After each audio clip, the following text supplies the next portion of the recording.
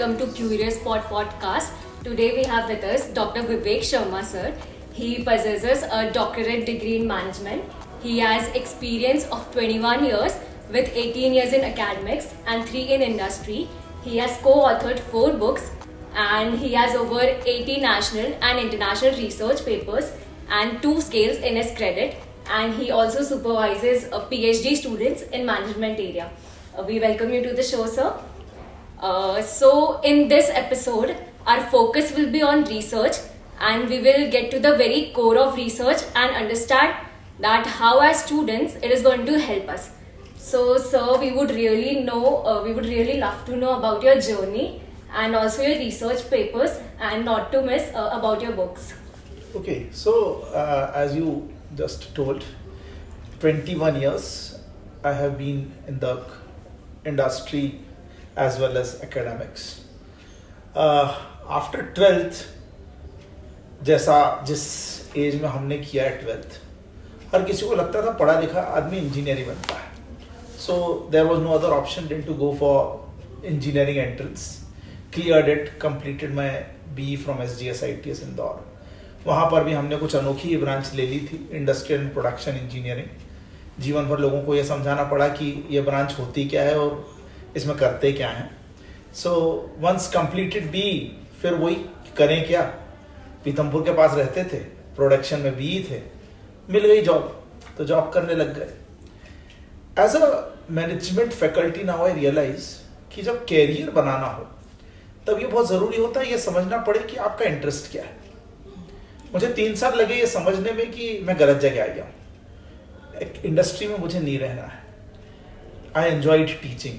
तो मैंने 3 साल बाद ये डिसीजन लिया कि चलिए पढ़ाने लगते हैं.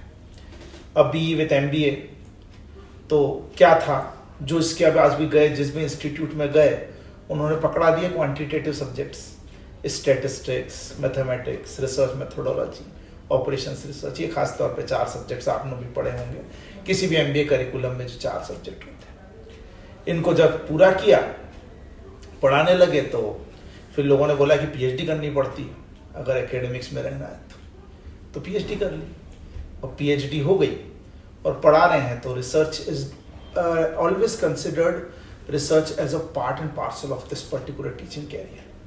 But it is always considered that if you are not a good researcher, you can never be a good teacher. अब ये हाइपोथेसिस कितनी सही गलत है ये अगेन रिसर्चेबल है, पर अल्टीमेटली रिसर्चर और टीचर दोनों हैं. और IMS में पिछले 15 इयर्स के करीब हो चुके हैं और अब पढ़ाना एंजॉय कर रहे हैं. Okay. So sir, as you are from engineering background, so why did you go for MBA in HR specifically?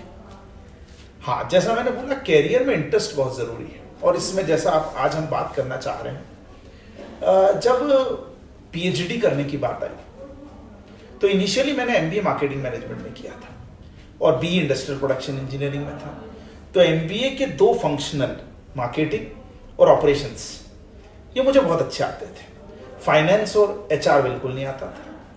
अब हुआ ये कि हम PhD करने की जब बात आई तो अलग अलग उस समय में गाइड से मिलते थे, जाके बोलो कि PhD करा दो. तो लोगों ने पूछा किस टॉपिक पे करोगे. वो फर्स्ट टाइम था जब हमने ये सोचने लगे कि MBA इतना बड़ा करिकुलम और ये बोल रहे हैं मैनेजमेंट में PhD करनी, तो किस में करना. तो उस टाइम जो मेरे मेंटर थे उन्होंने एक बहुत अच्छी बात बोली थी कि रिसर्च आपको थ्रू आउट योर लाइफ करनी है, तो रिसर्च उस पर करो जिसमें आपका इंटरेस्ट हो. For the first time, I really studied.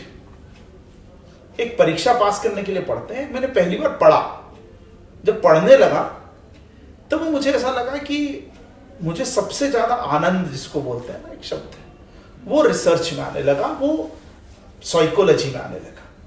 और इसीलिए जब मैं साइकोलॉजी के डेप्थ में गया तब आई रियली एंजॉयड इट.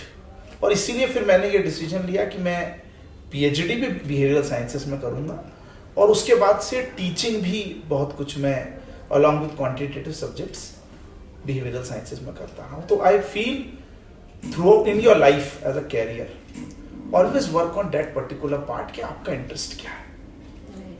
वो अलग बात है कि it takes a life to understand कि इंटरेस्ट है क्या. और कई लोगों को तो कभी पता ही नहीं चल पाता कि इंटरेस्ट क्या है। यस सो जैसे कि आपने बताया इंजीनियरिंग से है तो क्वांट्स तो आपके लिए बहुत इजी रहा होगा, बट जो नॉन इंजीनियरिंग बैकग्राउंड के लिए वो कैसे अप्रोच करे क्वांट्स को? हाँ, ये मतलब सबसे जेन्युइन क्वेश्चन लगता है। जब पहली बार मुझे बिजनेस मैथ्स एंड स्टेट्स पढ़ाने को बोला गया अलग अलग इंस्टीट्यूट्स में, और जब मैं क्लास में जाके खड़ा हुआ तो ये जो आप बोल रहे हैं, मैं इंजीनियर था तो मुझे ऐसा लगा कि a+n-1 × d nth टर्म होती है, अब इसको क्या बताना, ये तो सीधा सा है, फॉर्मूले में रखें कर लेंगे क्योंकि एपी में होता है। तो लेकिन जब मैंने इसके सीधे सम दिए और जब पता चला कि इस क्लास 60 की स्ट्रेंथ में 10 स्टूडेंट्स को ए और एन और डी और उसमें बॉर्डर मास क्या और किसको किससे माइनस करना ये भी नहीं आ रहा, for the first time I realized कि हाँ, मैनेजमेंट प्रोग्राम में ये बहुत बड़ी गड़बड़ है कि ये एकमात्र ऐसा एमबीए प्रोग्राम है जहां हर स्ट्रीम के लोग आते हैं। उसमें 2 या 3 स्टूडेंट सबसे मेरी पहली क्लास में थे जिनका बीएससी बायोलॉजी था, तो उन्हें 10th में आखिरी बार मैथ्स पढ़ा था, 5 साल हो चुके थे उनको कोई सम किए।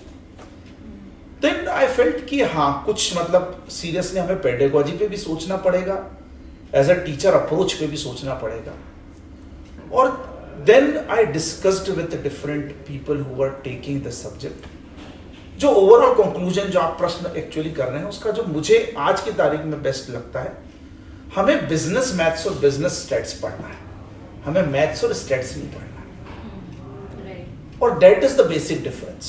देखिए, आप क्वांटिटेटिव टेक्निक्स क्यों पढ़ते हैं? आप क्वांटिटेटिव टेक्निक्स इसलिए पढ़ते हैं कि आप एक मैनेजर हैं, आपको एक डिसीजन लेना है। पर्टिकुलरली जो स्टैटिस्टिकल टूल्स आपने पढ़े, कोरिलेशन, रिग्रेशन, कोई से भी, उसके करने के लिए तो इंडस्ट्री या ऑर्गेनाइजेशन किसी एक एनालिस्ट को हायर कर लेगा। आपको वो जो एनालिस्ट आके बताएगा ना जो रिजल्ट, उसको इंटरप्रेट करके डिसीजन लेना है। तो एज अ मैनेजर आपको उस पूरी एनालिसिस में नहीं उलझना है, उस रिजल्ट के इंटरप्रिटेशन पे आपको कॉन्सेंट्रेट करना है। तो as a student of management I firmly believe कि when you are talking about quantitative methods, you should not involve yourself in that particular R is equal to sigma dx dy and dash and dash. You should be more interested if R is 0.75 and if it is positive, it means it is a direct correlation and it is strongly correlated. So more important is the interpretation part. As a manager, if you are concentrating on that part, definitely it will not be of very serious nature कि quantitative मुझसे नहीं बन रहा है। Approach की बात है, हम किस तरह से उसको डील करते हैं।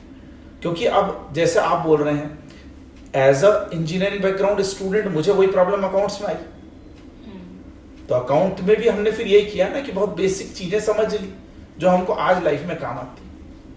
तो सेम ऐसा है, दूसरे जो नॉन मैथ्स वाले हैं उनको सिर्फ इस पे ध्यान देना है कि पर्टिकुलरली हमें सिर्फ इंटरप्रिटेशन पे ध्यान देना है, न कि उस में उलझना है कि कैलकुलेशन कैसे। I feel that can be an approach. Sure, sir. So particularly if talking about myself, so I was focused that I wanted to go for MBA in finance, and when I came across this subject like RM research methodology, so मैंने उसको सिर्फ like एक scoring subject था वो, तो मैंने उसको ऐसा ट्रीट किया कि मेरा CGPA बढ़ जाएगा उस वजह से। तो एज सच कुछ फोकस नहीं किया उस पर कि मतलब मैं कुछ ऐसा करियर बना सकती हूँ आगे या ये वाकई किसी यूज का होगा। तो इस सब्जेक्ट को हम कैसे अलाइन करें? हाँ, ये तो हम जैसे हमारे इंस्टीट्यूट की बात करें तो हम 8 4 32 सब्जेक्ट्स पढ़ते हैं एक MBA प्रोग्राम। और ज़्यादातर केसेस में ज़्यादातर स्टूडेंट्स ये समझते हैं कि हमको ये बहुत अच्छी तरह सेग्रीगेट करना है कि इसको पढ़ना है। वैसे तो ज़्यादातर स्टूडेंट्स कुछ भी नहीं पढ़ते, पर फिर भी हम मान लेते हैं। तो कुछ सब्जेक्ट्स जैसे आप क्लियर थे, फाइनेंस, तो आप फर्स्ट सेम में अकाउंट्स पढ़ेंगे, सेकंड में FM पढ़ेंगे और थर्ड से फाइनेंस के सब्जेक्ट्स पढ़ेंगे। हाँ, मतलब हर कोई इस अप्रोच के साथ चलता है। पर अगर हम सालों की मेहनत के बाद और इतने सालों से पढ़ा रहे हैं और हमारे जैसे एकेडमिशियंस ने कोई करिकुलम बनाया है तो कुछ सोच समझ के बनाया होगा। पहली बात तो मैं अपनी आरएम की पहली क्लास में हमेशा पूछता हूँ कि ये सब्जेक्ट क्यों पढ़े स्टूडेंट्स। तो जब कुछ के आंसर आते हैं और कुछ के नहीं आते हैं तो मैं तो इसका पहला आंसर तो यही होता है कि जब सर दिया मूसल से तो ओखली में तो मूसल से क्या डरना। मतलब करिकुलम का पार्ट है तो पढ़ना ही पड़ेगा, मजबूरी है। आपने उसी तरह से पढ़ा 90% स्टूडेंट उसी तरह से पढ़ते हैं। रिसर्च को अगर आपको समझना है तो बेसिक आप एकेडमिक्स में जा रहे हो या कॉर्पोरेट में, दो ही कैरियर है ब्रॉड है एमबीए के बाद।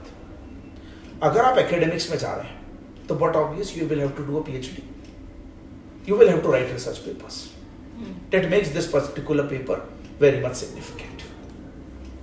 Now if you are going in the corporate world, again from Drucker or Simon, you take any particular management thinker, हर कोई बोलता है management and decision making are synonymous. You want to take a decision. Yes. Okay. And when it comes to taking a decision, what you are doing is you are inferring something. And in today's world, you are inferring from the data.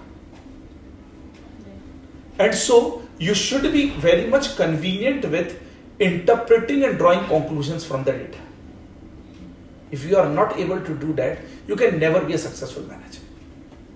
Agreed?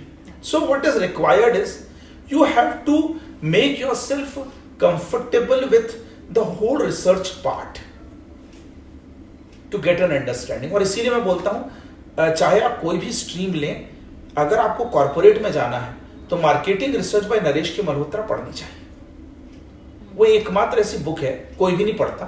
उसका reason है वो जब library में जाके आप देखते हैं तो 700 पेज की किताब देखकर कोई उसको लाता नहीं, पर it is the best book which talks about with examples about what in how corporate research can be applied. तो जो एक बहुत बड़ी गलतफहमी है कि रिसर्च मेथोडोलॉजी हम जैसे लोगों को अप्लाई नहीं होगी, ऐसा नहीं है। चाहे आप ऑपरेशनल लेवल पे हो, चाहे आप स्ट्रेटेजिक लेवल पे हो, आपको रिसर्च अप्लाई होगा, हर तरह पे होगा, क्योंकि आप मैनेजर हैं, आपको डिसीजन लेना है। और for taking decisions research is required. That makes it very much important subject as I feel. But sir still research में बहुत ज़्यादा थियरी पोर्शन हो जाता है। So what do you think that like the way of teaching should be altered और the syllabus should be altered ताकि और interest आ पाए इस सब्जेक्ट में? आपने जो इस क्वेश्चन के स्टार्टिंग शब्द बोले वो उसका मुझे लगता है कि साथियों का ही क्या जवाब दूं, पर as a teacher I feel a subject is made interested by a teacher. अब आरएम के केस में कई लोग बोलते हैं, जैसे आपने ये वर्ड किया कि मच मोर थ्योरेटिकल, और कई लोग मानते हैं कि इतना टेक्निकल सब्जेक्ट कौन पढ़ा है हमारे साथियों।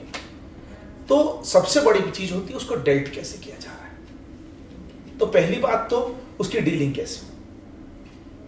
बेस्ट तरीका हो सकता है रिसर्च मेथोडोलॉजी का मेजर पोर्शन एक प्रोजेक्ट हो, स्टूडेंट्स को प्रोजेक्ट दिया जाए और उस प्रोजेक्ट के साथ उस थ्योरी को पढ़ाया जाए। That can be an approach.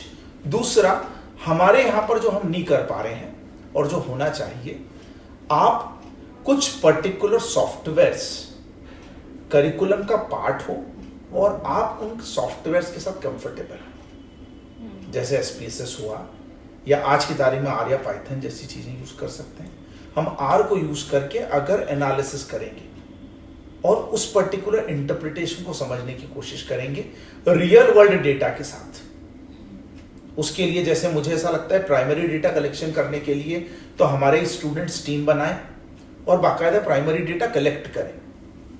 आज अगर आप प्राइमरी डेटा कलेक्ट करने जाते हैं तब आपको समझ पड़ेगा कि it is a new learning at all. हम आज आप 25 क्वेश्चन अगर किसी से पूछने जाएंगे और 10 मिनट मांगेंगे तो 90% चांसेस में दुनिया में रिसर्च बोलती है the response rate in case of a research is less than 5%. मतलब if you approach 100 people, less than 5 people give response on your questionnaire. तो just feel कि अगर आप इसको प्राइमरी डेटा कलेक्ट करने जाते हैं तो how much tough this task would be. और ये अगर हम प्रैक्टिकली अप्लाई करते हैं then you will be better learning what research is. तब आप जो बोले कि it is a theoretical subject या स्कोरिंग सब्जेक्ट, उसकी जगह हो सकता है कि आप पूरे सेमेस्टर में अपने आप को इन्वॉल्व सिर्फ इस एक प्रोजेक्ट में ही कर दें। तो इट विल डिपेंड कि हम उसको किस तरह से कर पाते हैं। हाँ, प्रॉब्लम वही है, करिकुलम हमें इसकी इजाज़त नहीं देता। हमारा एडमिनिस्ट्रेशन, नॉट एडमिनिस्ट्रेशन एक्चुअली, हमारे इंस्टीट्यूट में जिस तरह से कोर्स रन किए जाते हैं वो नहीं देता। अगर हमें ये फ्लेक्सिबिलिटी एज ए टीचर मिले तो ऑब्वियसली बेटर लर्निंग हो सकती है। It is again my views. In that way, we would be able to connect more. Definitely, बिल्कुल, क्योंकि आप प्रोजेक्ट करेंगे। और वैसे भी किसी भी एक MBA करिकुलम में 2 साल में आप कितने प्रोजेक्ट करते हैं क्या? करना चाहिए कम से कम 2 से 3, या हर सेमेस्टर एक भी माने तो 4 प्रोजेक्ट और 2 से 3 इंटर्नशिप्स होनी चाहिए। मतलब मुझे ऐसा लगता है एक बड़े B स्कूल और एक हम जो आम IB स्कूल चल रहे हैं उनमें अंतर ही वही है, इंटर्नशिप्स और प्रोजेक्ट्स का। तो प्रोजेक्ट्स हमारे यहाँ नहीं हो रहे हैं, तो अगर RM के पार्ट में प्रोजेक्ट हो जाए तो अपने आप वो बहुत बढ़िया कोर्स हो सकता है। So can you please tell us about your research papers and your experiences related to it, or challenges which you faced while doing it? बहुत ही बढ़िया जर्नी रही एज अ रिसर्चर। अगर मैं सही में सोचने लगता हूँ तो मतलब आपने एक ऐसा क्वेश्चन पूछ लिया कि मैं मतलब कहीं और पुरानी यादों में खो गया हूँ बिल्कुल, कि कैसे रिसर्च चालू हुआ। जब 2006 में मैं PhD के लिए रजिस्टर हुआ, उस टाइम ये कोर्स वर्क नहीं होता था कि PhD कंपलसरी। उस टाइम तरीका होता था, हम इंडिविजुअली गाइड ढूंढते थे और गाइड और कैंडिडेट में बातचीत होती थी, जमता था, PhD चालू हो जाती। तो मैंने कई लोगों से अप्रोच किया। By God's grace doctor Sangeeta Jain जो डायरेक्टर IMS हैं, she was my guide and she agreed to take me as her PhD scholar. जब PhD चालू की तब रिसर्च समझ में नहीं आती थी। मतलब तब पहली बार जो आप अभी तक बोल रहे थे वो बिल्कुल मुझे रियलाइज हुआ कि मैं क्लास में RM पढ़ा रहा हूँ पर मुझे RM करनी है। उसमें डिफरेंसेस समझ आने लगे कि हाँ, ये एक अलग बात जो हर मैनेजमेंट में बात होती है कि प्रैक्टिस अलग होती है और थ्योरी अलग। वो मैंने पहली बार लाइफ में रियलाइज किया। और वही होता है कि सीखो तो कोशिश करो, सीखते जाओ। तो PhD वॉज अ जर्नी जहां मैंने मैक्सिमम अपना पार्ट रिसर्च का सीखा। और उस टाइम कंपलसरी नहीं था रिसर्च पेपर, कोई PhD हो जाती थी उसके बिना। तो अल्टीमेटली जिस दिन मैंने PhD अवार्ड हुई उस दिन तक मेरे पास कोई रिसर्च पेपर नहीं थे। But after 2009 when I completed research, I always say PhD and research are 2 different things. So I enjoyed research after completing my PhD. तो फिर जब मैं करने लगा तो वही 2 चीजें थी। एक पर्टिकुलर ऑपरेशंस वाला पार्ट जहां मैं B था, आता ही था मुझे बहुत अच्छा। नौकरी 3 साल मैंने क्वालिटी डिपार्टमेंट में ही की थी, तो quality management was always I liked. और दूसरा था ये बिहेवियरल पार्ट, उसमें भी पॉजिटिव साइकोलॉजी मेरा कोर एरिया रहा जिसमें मैं रिसर्च कर रहा था।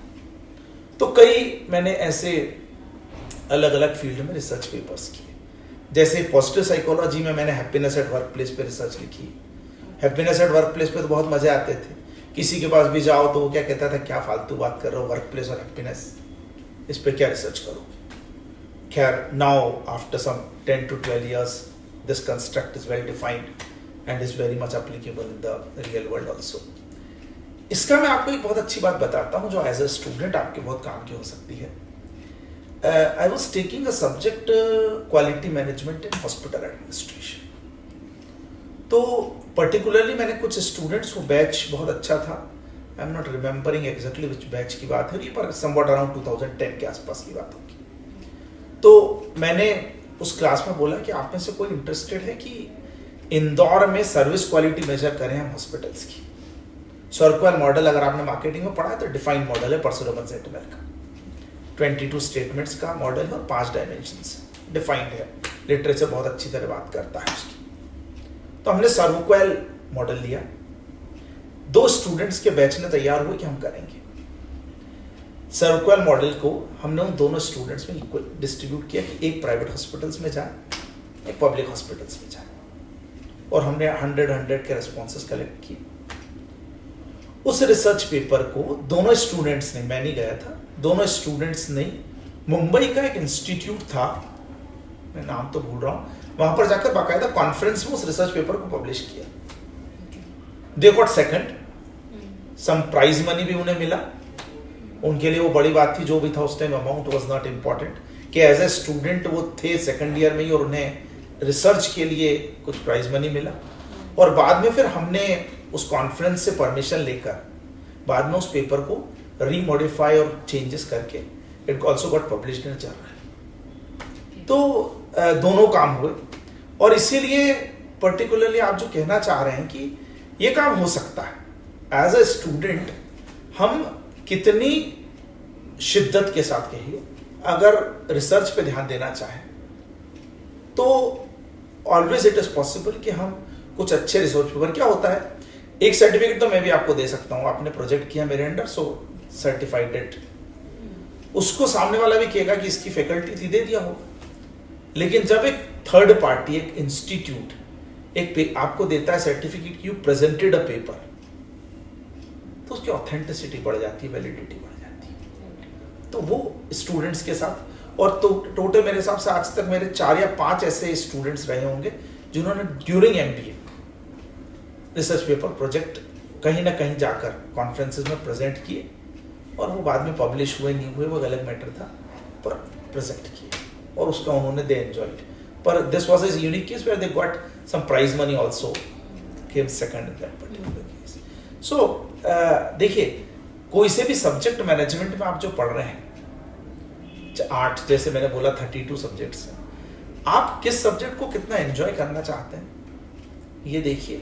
और मैं मानता हूं कि किसी भी स्टूडेंट को, मतलब कई स्टूडेंट सोचते हैं कि वो टीचर ऐसा है, टीचर वैसा है, मैं मानता हूं टीचर के पास एक लिमिट है, ये स्टूडेंट के ऊपर है कि वो टीचर से कितना ले सकता है, हर टीचर को नॉलेज है। तो एज अ स्टूडेंट अगर आप अपनी RM की फैकल्टी के साथ बोलेंगे कि प्रोजेक्ट करना है, तो मुझे लगता है कुछ अच्छी चीजें हो सकती हैं।